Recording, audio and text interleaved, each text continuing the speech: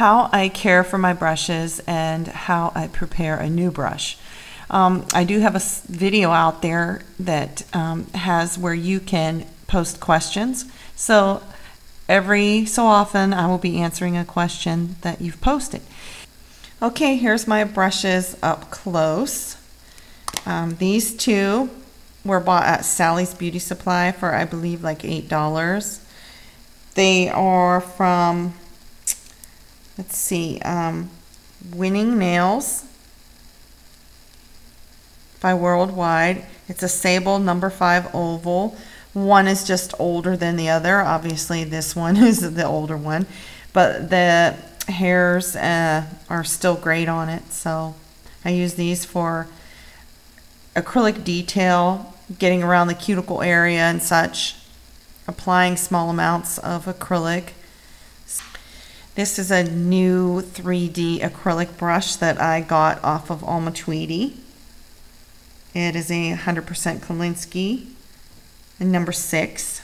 Another 3D brush that I got off of Alma Tweedy. It is a nail art brush. It's a number 5, and it looks like this, and I absolutely love it.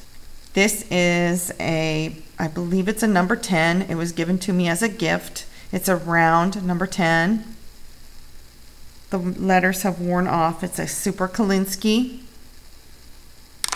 This one here is a Beauty Secrets number 12 oval. It's sort of flat at the barrel of the brush.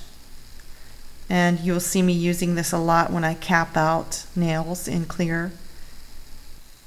Okay, right here you will see that I store my brushes in this little case here.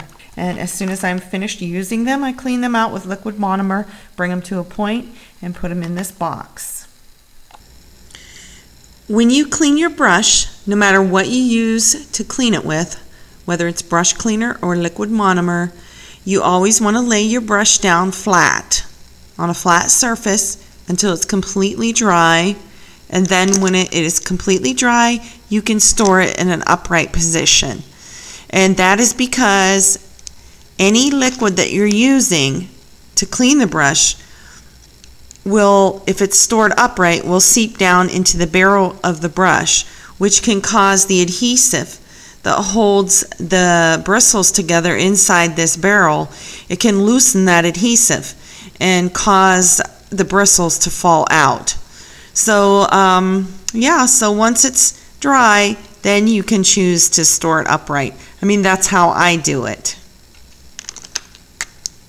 I don't recommend acetone because it will dry out the bristles and they will break. And also acetone has a tendency to seep down into the barrel of the brush here, which can loosen the adhesive that holds the hairs inside here, and then you'll have hairs falling out and it'll ruin the brush.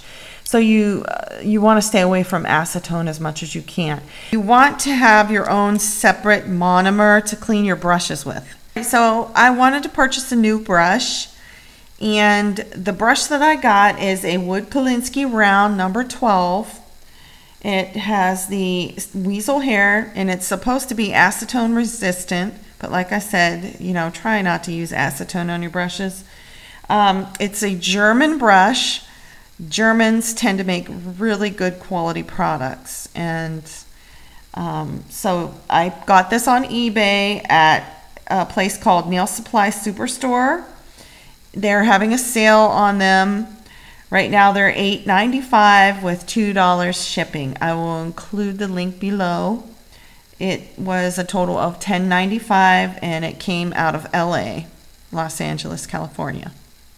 I have crimped it flat just ever so slightly. What I've done is I have slightly just crimped it a little bit. Not that much, see, at all. And then it's sort of like a flat brush now. I took it out of its pack and I put it in its monomer, and then I just cleaned off anything that, you know, might be on there, any adhesives. that hold the bristles together. I soften them up.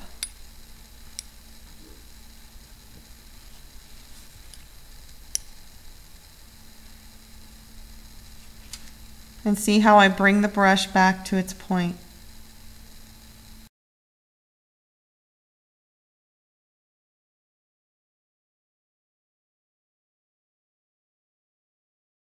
Okay, so what I have noticed with this brush is that it holds a lot of liquid, so I really have to wipe out a lot of the liquid on the side of the jar.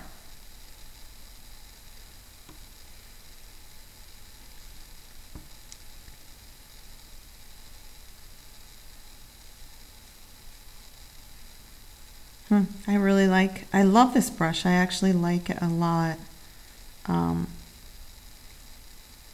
It's really good to work with. I see no problems with it. I think it's going to make a great brush for me.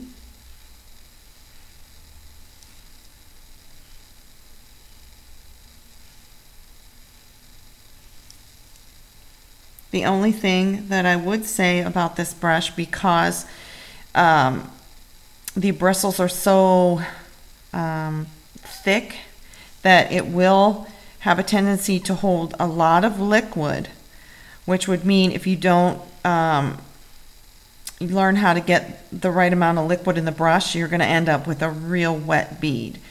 But through practice and you know, practicing and things like that, I'll learn how to adjust that. But yeah, I think it's a great brush. I love it. And for the price, because brushes can be very expensive, and you want to learn how to take good care of them to make them last. I really like this brush a lot. The only thing that I will say that I don't like about the brush is the fact that the handle is quite long. It doesn't really matter. It doesn't get in the way of my work or anything like that. But when I store the brush inside my little box, it is larger than my box. So that's the only thing. But it is I like this brush. So yeah, this is how I do it. I mean, you know, you can do it any way you want. You can take tips from me and tips from other people and use them to your advantage.